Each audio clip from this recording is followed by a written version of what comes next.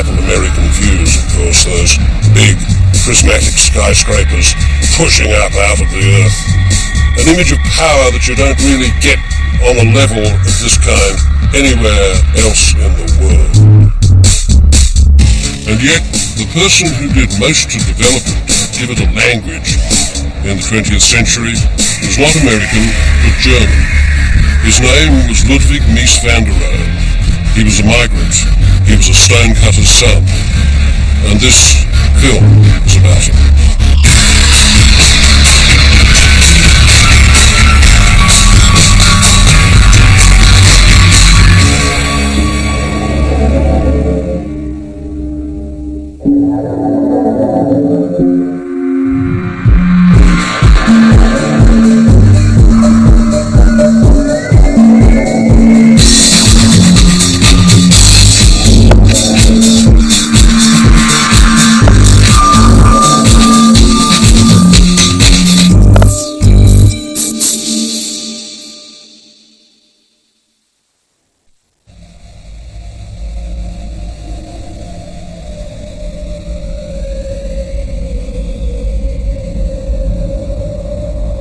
I'm in a big glass box.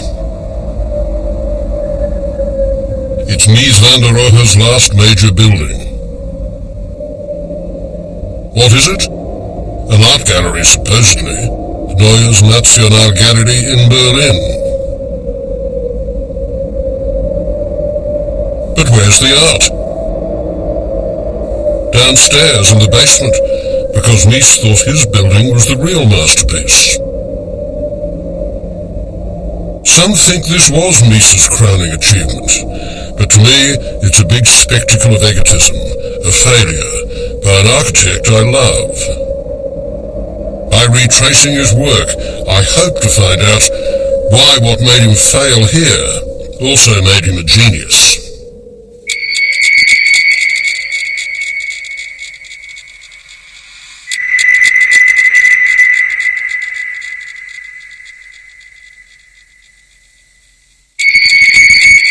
Mies was famous not so much for his work in Europe, but for the impact that he had on reshaping the American city.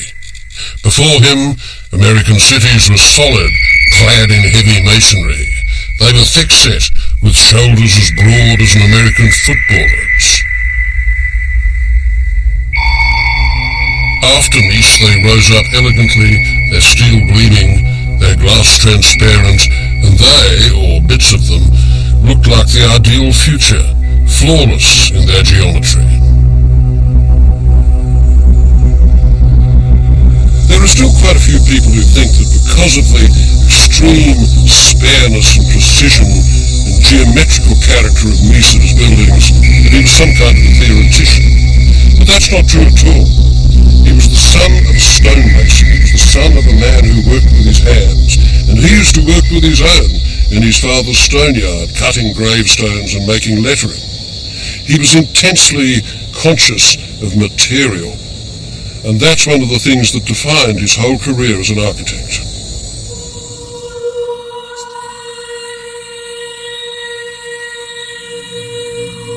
Mies grew up in Aachen, once the capital of the Holy Roman Empire, where that great absolutist Charlemagne was born and lived. The Gothic parts of its cathedral hold some of the finest stained glass in Europe. As a choir boy, Mies spent hours gazing up at those windows, absorbing their luminous power.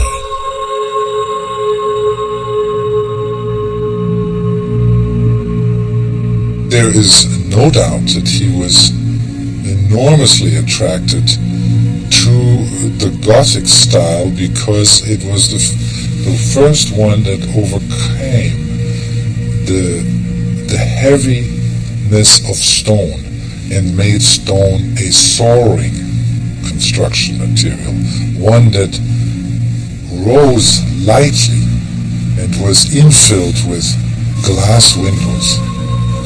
That he was very aware of, and one could say, in a poetic sense perhaps, that was something he strove to achieve with steel and glass in his work.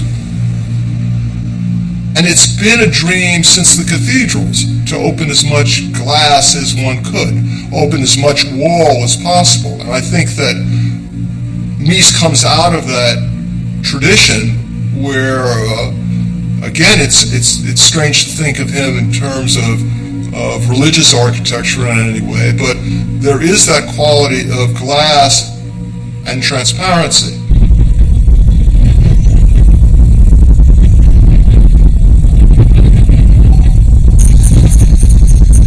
Mies was 19 when he left Aachen to take up a job in an architect's office in Berlin. He was so nervous on the way to the capital that he threw up in the train. Not the best of starts for the man who was going to rewrite the rules of architecture.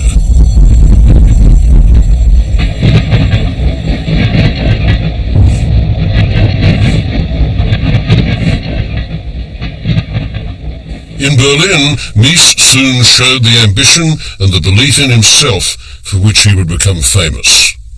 Before a year was up, he shocked his boss by refusing to collaborate with others on projects. But the clients liked his solo work. He had mastered the current style, but he hadn't yet developed his own.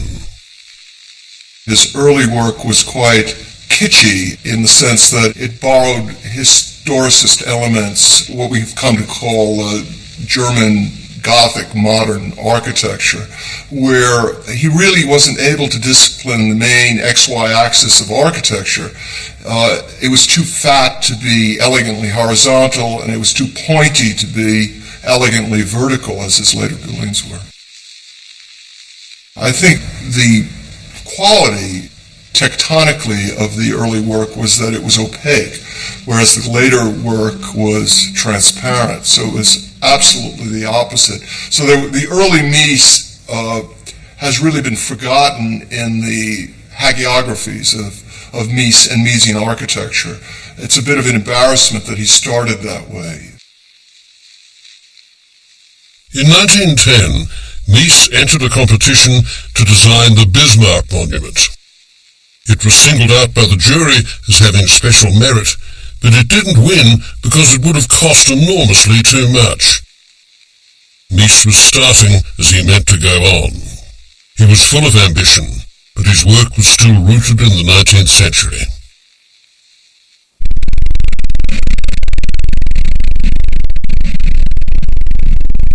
This is not a building by Mies, but others based it on a design of his from 1923, the year when his drawings broke decisively with the past. At the time, his plans were seen as mere fantasy, but now we know how they redefined our city skylines. Mies was in his late 30s when he had this architectural epiphany. Cities of glass architecture, crystalline skyscrapers. Such fantasies of the new city inspired science fiction like Fritz Lang's Metropolis.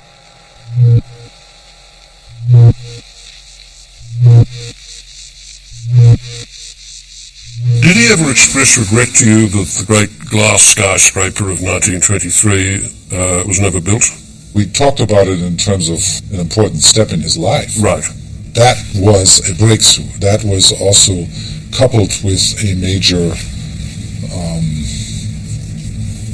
crisis in his life.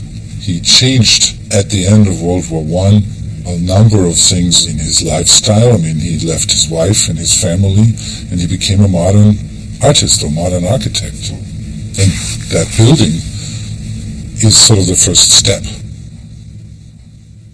These designs mark the moment when light, air and transparency really flooded the unconscious of 20th century building. To my mind, they still stand head and shoulders above much contemporary architecture. Built or not, they promise the future a bright, new aesthetic.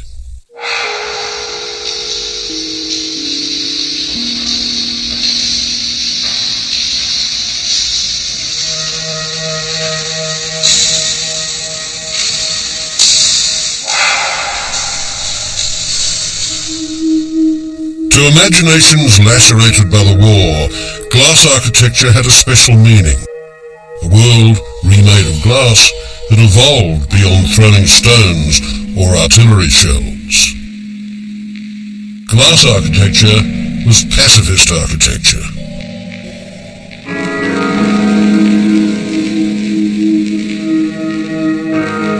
But it wasn't until 1929 that Mies actually got a chance to put his ideas into practice, and then, not in Germany, but here in Barcelona. The whole emergence of the modern movement in Europe was a reaction to the 19th century and to the overburdened architecture and interiors of the Biedermeier period, and to clean all that up, to make it fresh and open and airy, and let light in, and let us see the dust, and get rid of the knickknacks.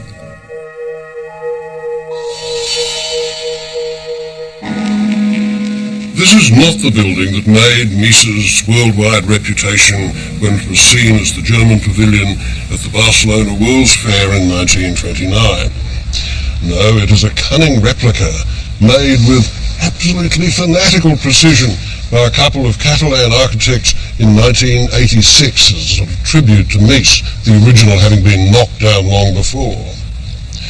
It is one of the landmarks of modern architecture, famously so, partly because of its use of materials, that fanatically pure plate glass, chrome steel, polished marble, and partly because it was the purest form of architecture that anybody could imagine at the time. It was as though it had no use except to display architectural principles. Nobody was ever going to live in it. Nobody was ever going to use it for anything except manifesting itself.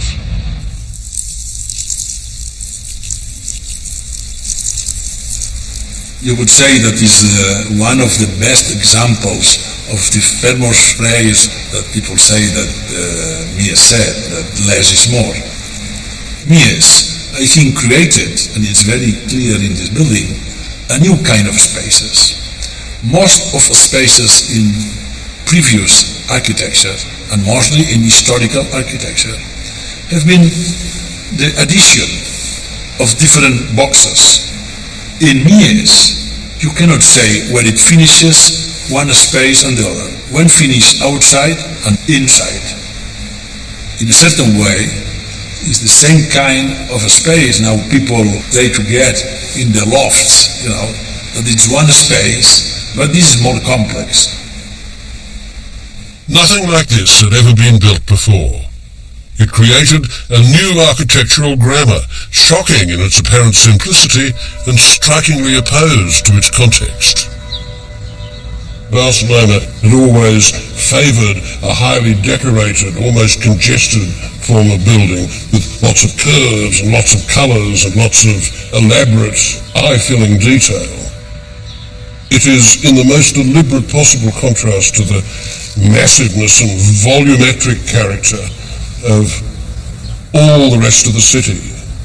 Mies was making something that almost wasn't there. I love it. It's a very beautiful building to be in.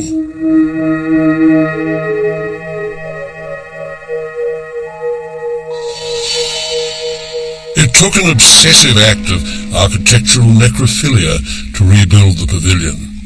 Mies, after all, said God, not the devil, was in the details. Take these stainless steel columns. If they'd made one of the flanges a millimetre too wide or thick, Mies would have been livid. I appreciate very much the work of Mies, and he taught me a lot on that. The way he cared about not only the details, but also about the visual aspects of the details. What more I learned of Mies was the way he used the stones. Mies taught me just to choose stones from a big block and to study and to care about the way to cut them, to assemble them, to put one beside the other, not to buy as a sample and then one comes from one block, the other one comes from the other.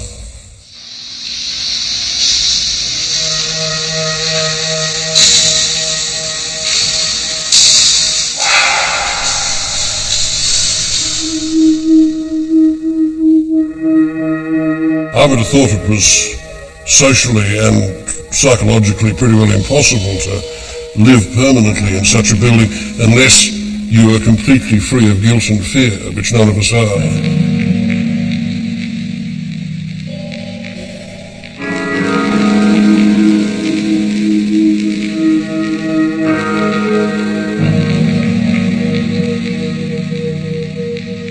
The idea of living in what is in effect a waterless fish tank is pretty alarming, psychologically disturbing to most people. And if you believe in ghosts, it's also rather an alarming building because it consists of this strange play of mirrors and mirrored reflections in which you're not altogether certain what is the real wall and what is the reflection of the wall and what is the reflection of the glass reflected in other glass. It is an enchantingly mysterious structure.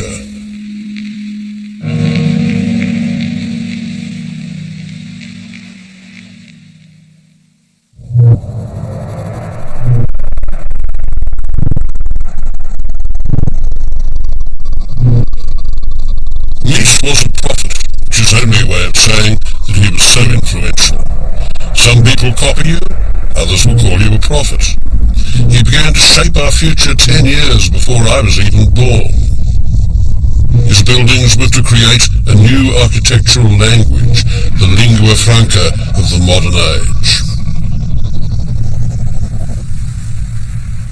In 1930, Mies became director of the Bauhaus.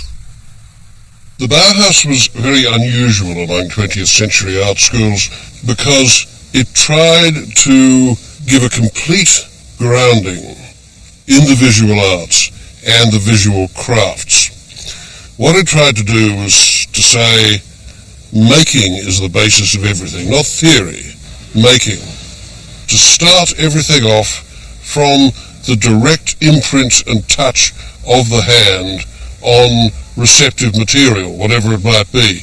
Old materials like stone and wood and ceramic. New materials like, for instance, plastic.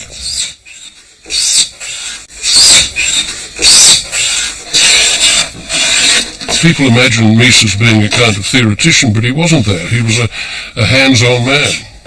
Admittedly, he thought a lot, and he, had a great desire to rationalize his thinking, but it was all based upon a conception of craftsmanship, the manifestation of ideas in work, and not through anything but work.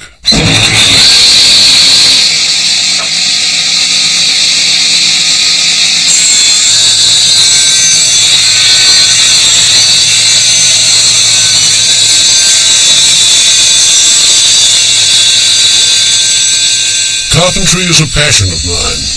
I'm a poor craftsman who loves good workmanship. I could never emulate a true master, but I certainly recognize one in Mies.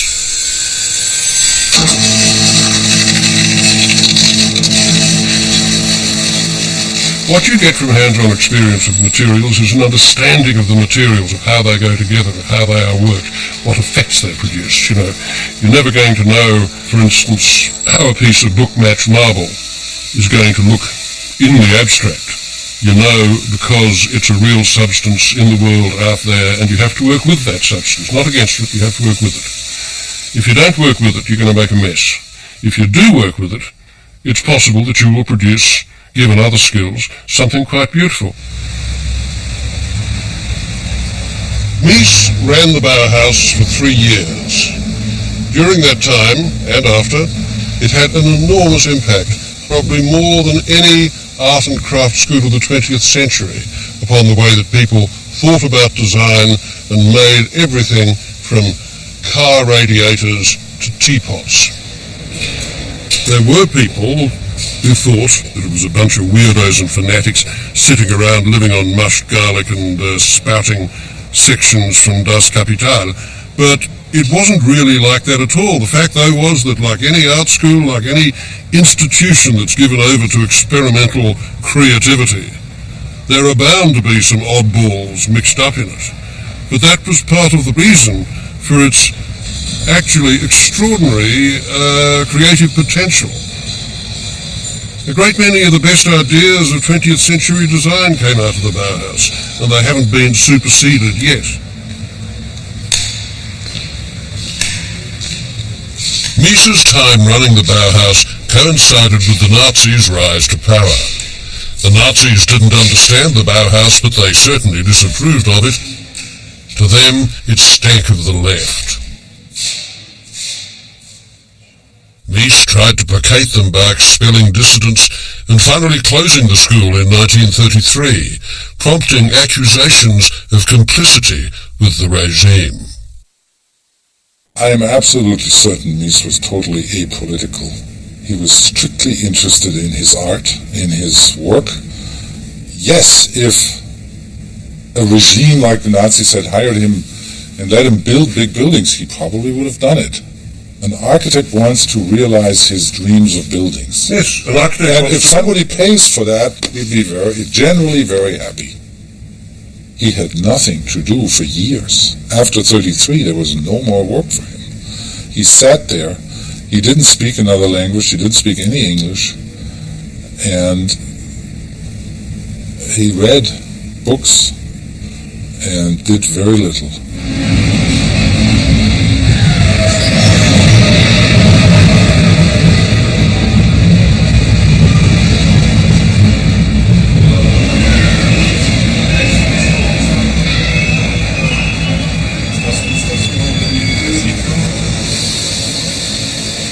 In 1938, Mies fled his homeland after being questioned by the Nazis.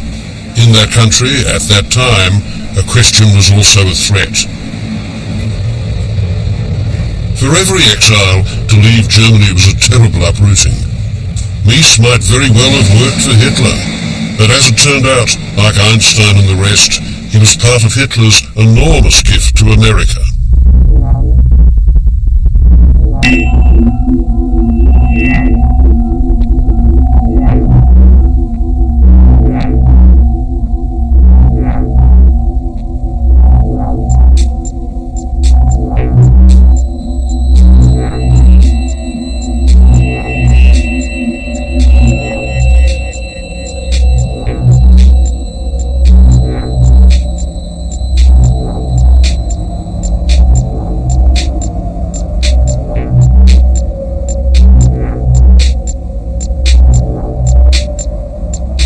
Mies was in his 50s when he got to America, but he started a whole new life, and in the process he transformed the American city, as he had not been able to transform those of Germany. Mies came to Chicago, where architects were seen as heroic figures who would build a new metropolis from the debris of the inferno of 1871. The Great Chicago Fire had devastated all of downtown Chicago.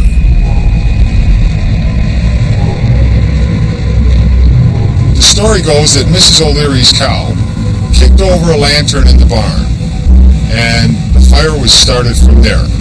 Since then, the cow has been exonerated. The fire was several miles long. It consumed, I don't know how many square miles of buildings and land. A couple hundred people were lost in the fire. It burned for 4 or 5 days, I believe, after a long hot summer, and it just blew pretty much unimpeded for several days. Interestingly enough, it gave the city planners a blank canvas to rebuild the city. I believe our skyline was developed because of the fire. The skyscraper was born here. We started building them higher. Ludwig Mies van der Rohe, the German-born modernist architect, was very involved with the planning of Illinois Center, and his firm and its successor firms designed many of the buildings here. And he introduced America to a new style of architecture known as the International style. The International style refers to those glass and steel or glass and concrete towers. And the features are its boxy shape, its flat roof, its almost continuous windows, and its minimal ornamentation. You may have heard Mies associated with the phrase, less is more. Mies came to Chicago in the 1930s to head the architecture department at what was then Armour Institute. Today it's the Illinois Institute of Technology.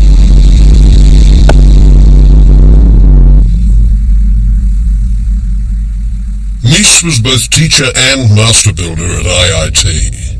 He oversaw the plan for its huge new campus. He personally designed 20 buildings in 20 years.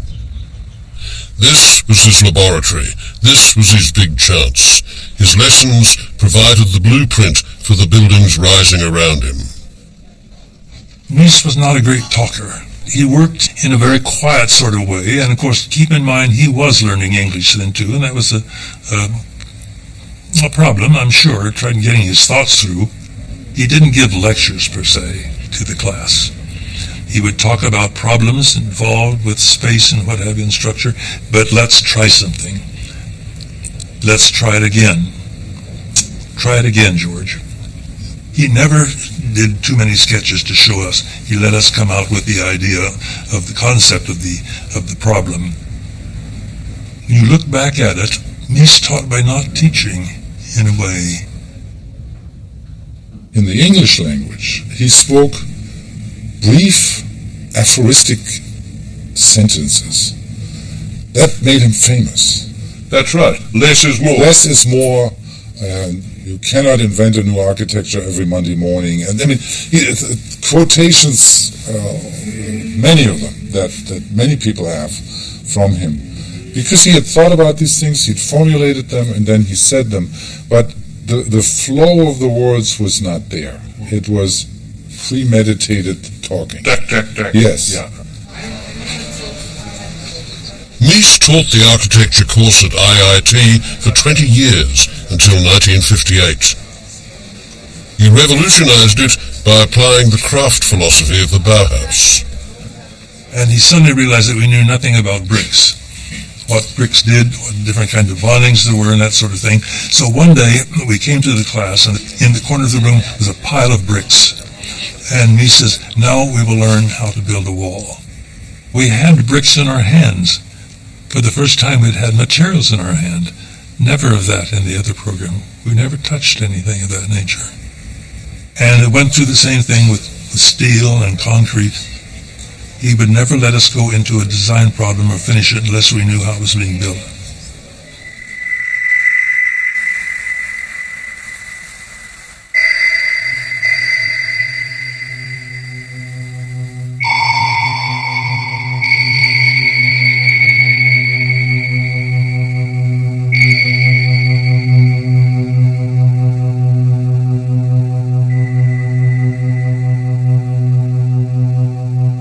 What generated my interest in contemporary architecture in the first place, a photograph of the Farnsworth House, which had then just been completed in the early 50s, which I saw at school, and I thought it was the most beautiful structure I'd ever seen in my life. I never dreamed, of course, that I would be the proud owner of it one day, or that I would get to know Mies.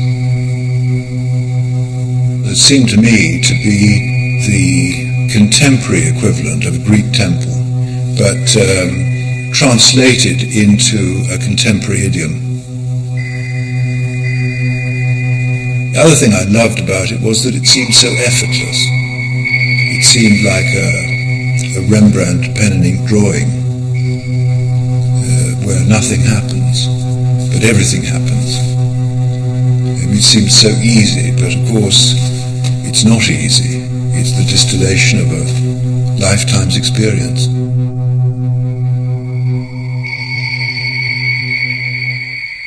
The Farnsworth House is 50 miles outside of Chicago.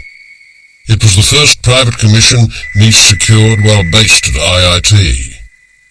He designed it as a summer home for Edith Farnsworth, a noted Chicago doctor and one of his first American patrons. The house does dictate the way in which you live here. I mean, if you put an object into the house, It may fit in or it may not. If it doesn't fit in, it has to go. It either harmonizes with the house or it jars. It's a house that has characteristics, almost human characteristics. It can smile, it can laugh, particularly when children are here, and litter the floor with comics or sweet papers or whatever they do. It responds to them.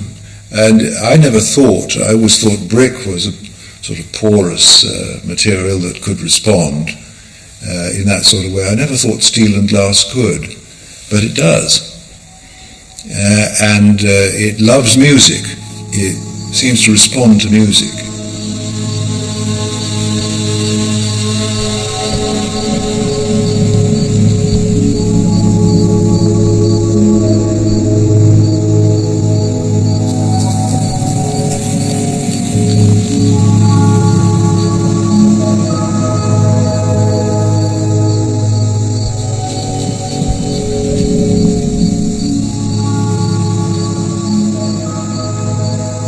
You look at this house and you think, how could this possibly be less organic? How can this beautiful, white, artificial, perfectly proportioned grid be more opposed to the way that nature forms itself around it? The trees, the greenery, etc., etc. And yet the truth is that the very artificiality, the very consciousness of Mies's design makes you see its opposite, the wonderful detail of nature, even more clearly than you would have without it. Without that house, it's just trees. With the house, it's a landscape. It's an idea about the world.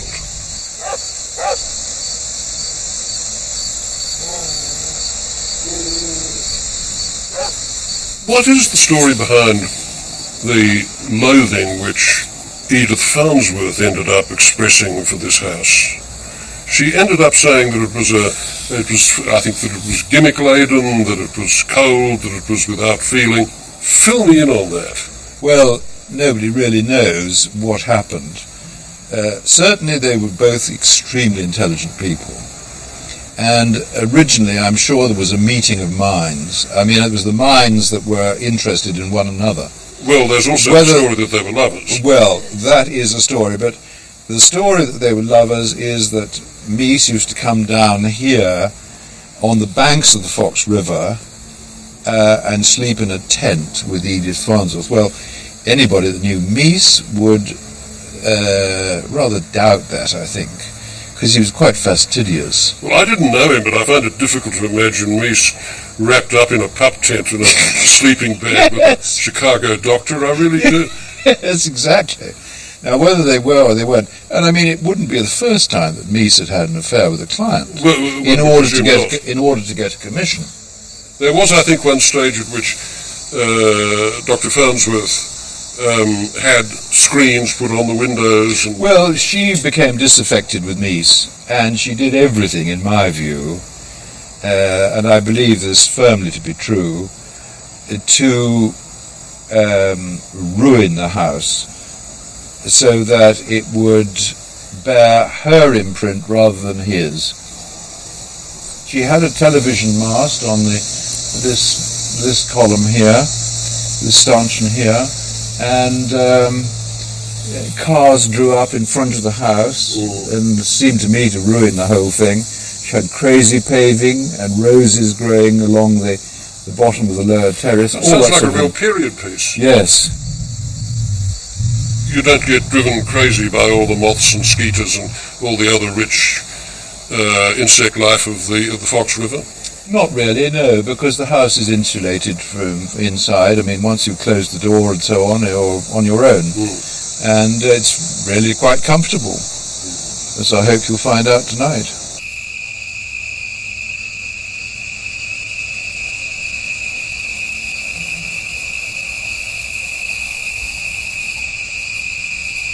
A night spent with the ghost of Mies, his presence still strong after all these years.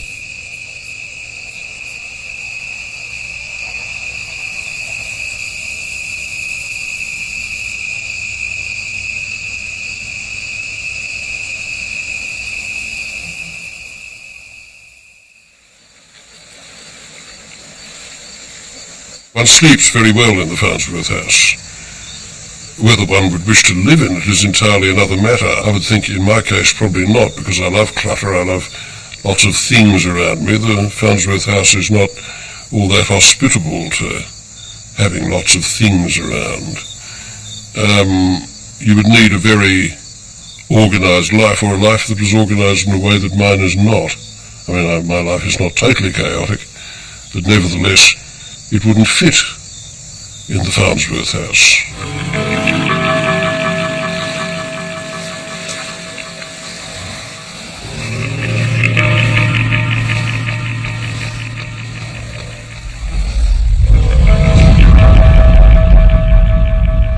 If you were to make a list of the 10 most influential buildings put up in the 20th century, I don't know what number 1 would be, I don't know what number 10 would be, but certainly high in the middle would be these ones by Mies van der Rohe in Chicago, 860-880 Lakeshore Drive.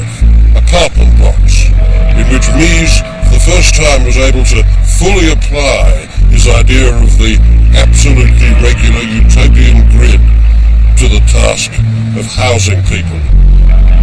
They look familiar, too familiar to us now, but that's because they changed the face not only of Chicago, but of all American cities. They have a huge impact upon American culture, design, everything else that was built. You had to be a pioneer to move into this building, because everybody said, oh, everybody will see everything about you. And of course there are people that are concerned with height. The windows all open so you could wash it in from the inside. They pivoted down. They're large things, and people could just felt they could fall right out. Now, I'm claustrophobic. I like openness, and that's why I chose this building and liked it so well. Space was very, very important to him. He thought that was the great luxury of the 20th century, is distance and space. I noticed once in a while in the middle of the night when I get up to see what's going on, there are people standing around staring, but I don't think it's really a game. That's very interesting, and I haven't seen anybody worthwhile getting up to look at anyway. Mies completed these buildings in 1951, a year after the Farnsworth house. They were the first ever apartment blocks to have a curtain wall made totally from glass hung on a steel skeleton. Mies wanted to use 20th century technology to engineer a new, affordable way of living by taking the rigour, discipline and transparency of the Farnsworth and multiplying them up into the sky. The quality of light is remarkable, and the only thing I can liken it to is when I lived in Los Angeles, where you had that light, but you had to go outside for it most of the time.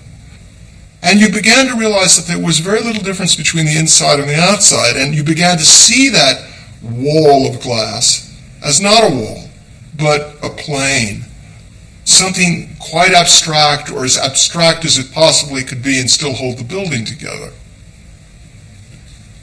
People are devoted to these places. In fact, some of them still, they're in their 80s and 90s, and they're living here and still expecting Mies to come into their apartment and say, well, I don't like what you did with that, why did you move this or that, and why do you have this drape over here? So they keep it absolutely severe in the way they imagine the architect coming, and his presence is still in these apartments.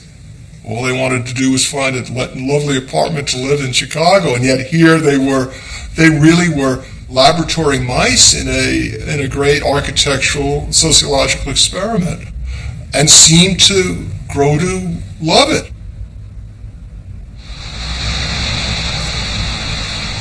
I did also experience the dark side of Mies, which is the absolute severity, the austerity, no days off sort of sense that you live seriously every second of your life, and here's an environment that is as good as you are on your best day. It's not a place to feel depressed or wanting a nap.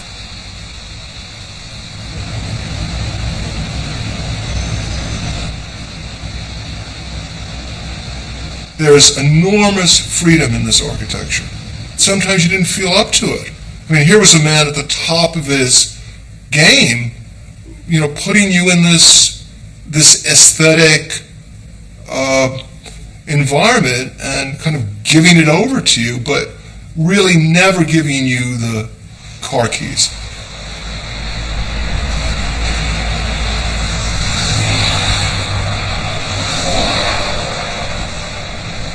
One of the things that people have, of course, noted that he never lived in one of his own buildings. You never lived at Lakeshore Drive? Never did. Yeah. No. And he was repeatedly asked, well, why don't you move into one of your buildings? And he is recorded to have said, I don't like the idea of riding the elevator with people who complain about the plumbing. Makes perfect sense. Yes. People said when they come to this apartment and look and see where Mies lived, he didn't live in the kind of place he designed. And so they say he designed those apartments for other people to live in. He liked this sort of old world atmosphere. This building was built in 1917 by a French architect. And he liked the wall space, for one thing. He felt that in the other building that he had, it was all glass. I think he wanted to be private too. He came in here and he could be a little bit closed off from, if he wanted to look out he could, but he wasn't. People couldn't look in. Well, he was happy as long as he had his martinis and his cigars, right, John? That's right. I never realized I was going to live in hallowed ground where Mies van der Rohe had lived for 29 years. I hardly dared step inside the door. Well, I've gotten accustomed to it now.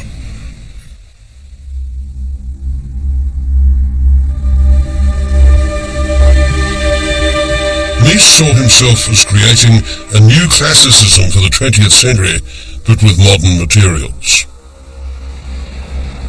The main materials that he was interested in as being the materials of the 20th century were steel, concrete, glass.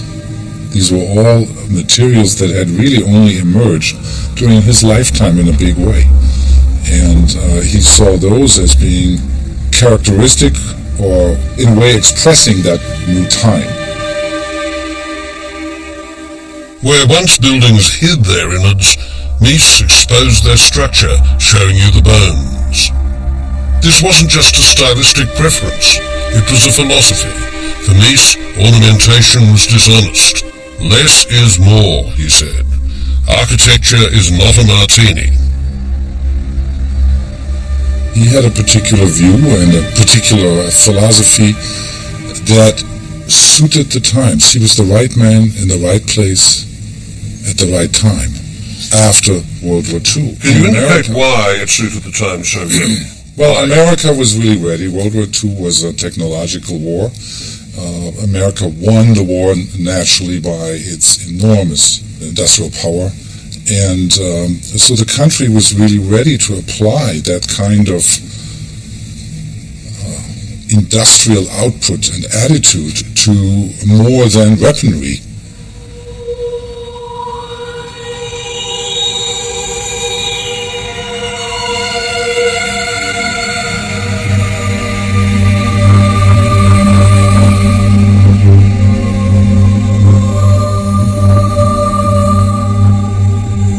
At IIT, Mies used these new materials to develop his concept of universal space.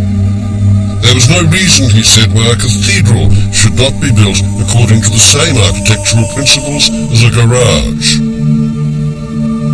Mies was true to his word. This is the only religious building he ever designed.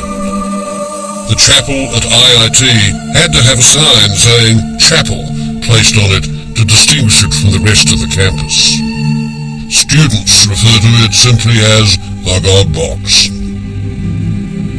We're a long way from Aachen here. This is a side of Mies I don't like, his doctrinaire reduction of architecture to a Platonic ideal. For years, I'd been drinking in what Miesian enthusiasts say about Mies and the IIT buildings, this is sort of the Parthenon of the modernist purist. To me, the buildings for the most part are utterly boring. They have that sort of noble tedium associated with, I suppose, a perfect obedience to very purist principles, but they don't vary very much. I got to tell you, this is to me the least interesting of all Mies's achievements, and besides which, you just get tired of squares and rectangles no matter how beautifully and bonily proportioned they are. It's something that not even a genius can escape, that tedium that comes with constantly refining things down to a demonstration of first principles. There is no bad Mies, but by God there's a dull Mies.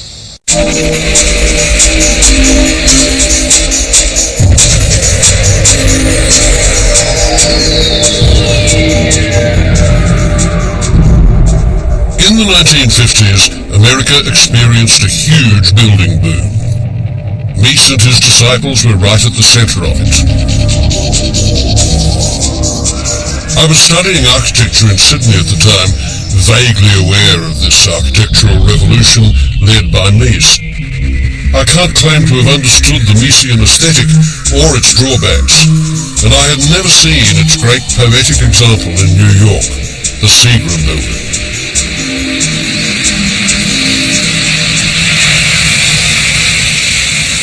The skyscraper's special walls of glass and metal were subjected to the beating of man-made hurricanes of 120 miles per hour. They passed the test. One major advance of the Seagram's building is its use of special glass designed to reduce glare and withstand extreme temperatures. The skyscraper is also the first ever to be sheathed in luxurious and expensive bronze. The building, from the very beginning, had an aura of greatness about it. Everybody was excited about it. The columns were extruded or forced through dies in lengths of 26 feet, making them the longest bronze sections ever manufactured.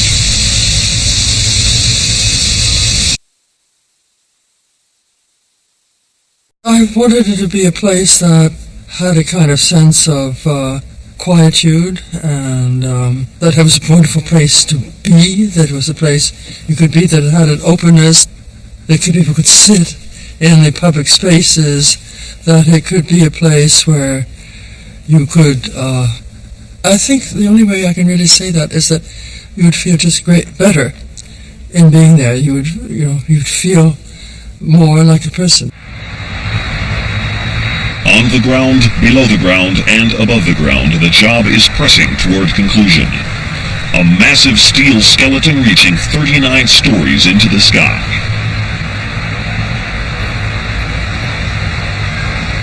New York City lies 516 feet below. The completed building, with its tinted glass and impressive bronze curtain wall.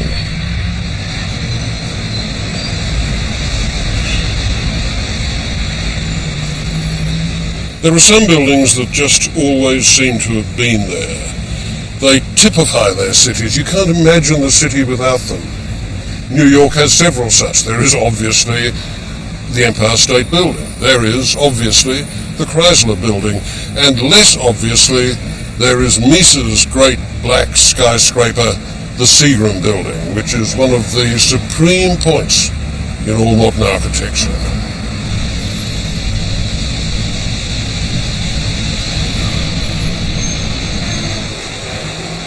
It was Phyllis Lambert who chose Mies to design the Seagram. Her father ran the company. The building was completed in 1958, and it made Mies the blue-chip architect for American business. In your opinion, is there any New York high-rise that has ever shown signs of aesthetically equaling the Seagram? I can't see it. And it's amazing. I walk down the street, as everybody else does, and you see the buildings, both sides of it, and you see the other buildings, you say, why can't they do something as wonderful as this? There are all the qualities of the rhythm of the building, of the openness of it, of the quality of the materials, the thoughtfulness of it, the openness of the ground floor, where most buildings, you go into office buildings, there's not a lot of open space in the elevator cores. You go in, and you're stuck there. You have another wall in front of you. Whereas Mies's buildings, you just flow through. You flow through all of them. There's always this sort of openness and generosity. That kind of generosity costs money. The Seagram stands on Park Avenue, prime real estate, but Mies left 2/3 of its site empty. You could almost hear Manhattan's property developers howling in shock and outrage. And the Seagram's bronze curtain wall is still the most expensive ever hung on a steel frame, and the most elegant as well. Mies wrote to a student who had asked him about the special qualities of the Seagram building, and he said, the Seagram building is the same as any other building I would build. He's right, in essence. If you strip this down, the basic principles are always the same. But you don't buy that. Not altogether. It's the basic principles, you see, that he's working with. If I ask my girlfriend to marry me, and instead of giving her a diamond ring, I give her a ring with a zircon in it, and say the principle is the same, she's going to detect a flaw in that.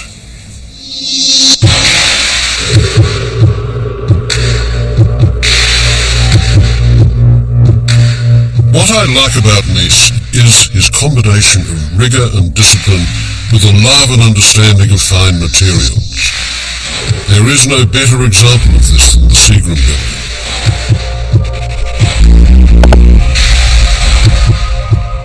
But you can see it in all of Mies's work, in all his apartments and office blocks which spread across the major cities of North America in his last hugely productive decade. Mies was now an established architectural superstar with patrons in high places.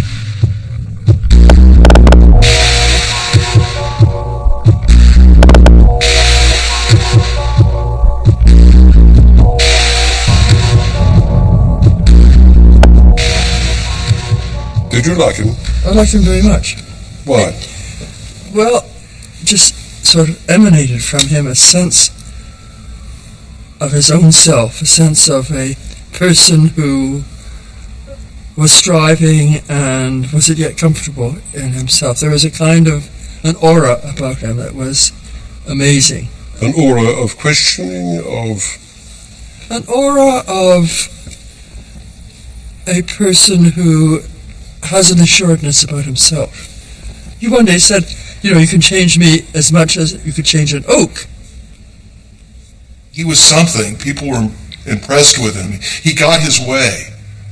He was really the first imported architectural diva that America really accepted and didn't spit out. He used all of his charm and all of his force of personality, all his manliness. He got other men to do what they wouldn't have done for any other man. It always cost more money in the long run, 10%, 20% over the budget, but by then the seduction was complete. The client was already in it so deep that he became an advocate for the architecture.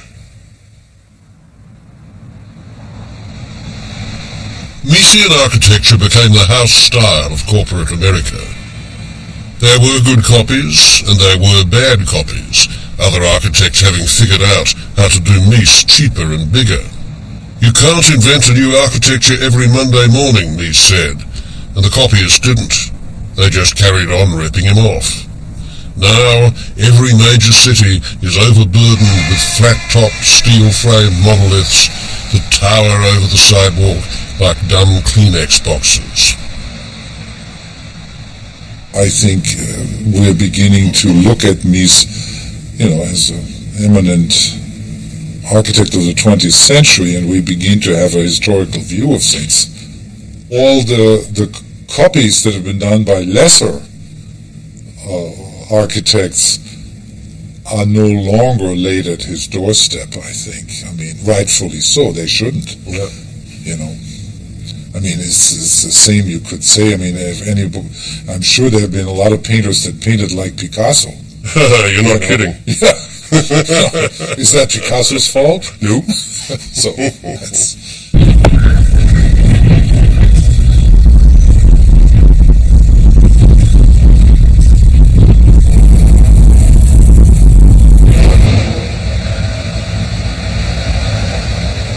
Mies has taken a lot of flack for the poor imitations made in his name, but he himself is not infallible. I'm on my way to Berlin to see his last major building. The worst of Mies, and there is a worst of Mies, I don't like at all, because I have no response to it except a certain kind of indifference and repulsion. I mean, Mies did not think very compassionately, let's say, about actual human needs. All he was interested in was his own design. And if you wanted him to do something other than what he wanted to do, as far as he was concerned, you could go and get knotted.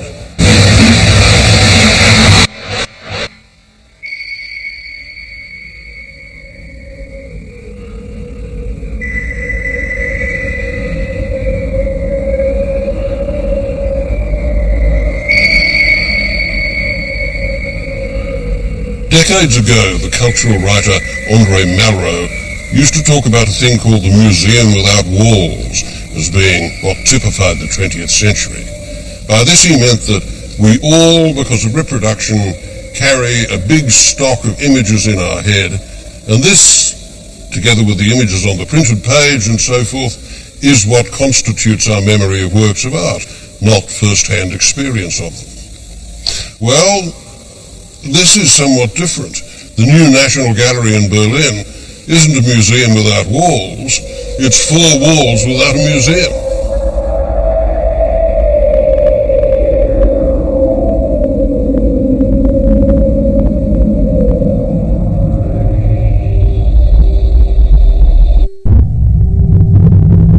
The gallery was finished in 1968, the year before Mies's death. It was the only building he had completed in Germany since he left for America. He hoped it would be his supreme achievement. I can't stand this building. I hate it. It's meant to be a museum. You can't see any work in it. You walk into the ground floor and here is this great, perfect expanse of Miesian narcissism, walls on which other works of art cannot be hung. It's meant to be a place where you're meant to go to look at really great works of art, and you're never conscious of the presence of great works of art in the path that's above the ground and that has the good daylight. All you see of works of art is downstairs with no natural daylight, where they're corralled and isolated and where they live this kind of subterranean half-life. Everything is either gloom or glare. In this building, you get a really classic example of what happens when all resistance, all serious dialogue between the patron and the architect simply collapses and vaporized. What Berlin needed was to say, "Come home, Mies van der Rohe, all is forgiven, we will do anything that you want." And Mies said, "Good." And this was the result.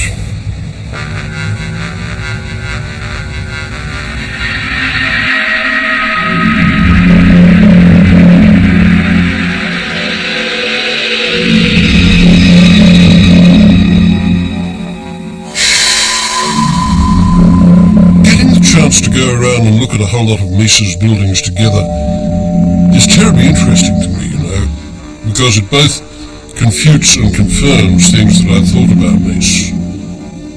I hadn't realised that there was such really variation of quality in his work. There's good Mies and there's bad Mies. I got to say that I didn't quite realise how boring bad Mies is. And I didn't realise how really inspiriting the best of his work is.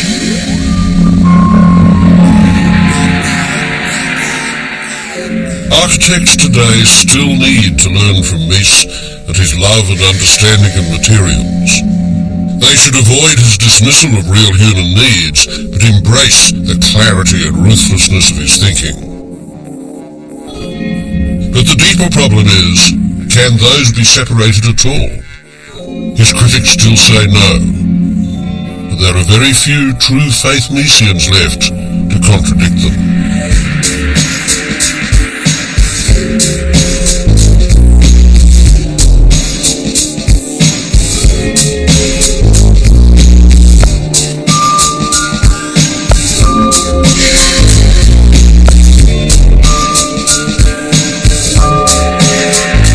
Visions of Space continues with the astonishing wild and sensuous designs of Gaudi tomorrow. That's BBC 4 Zone on BBC 2 at 11:20.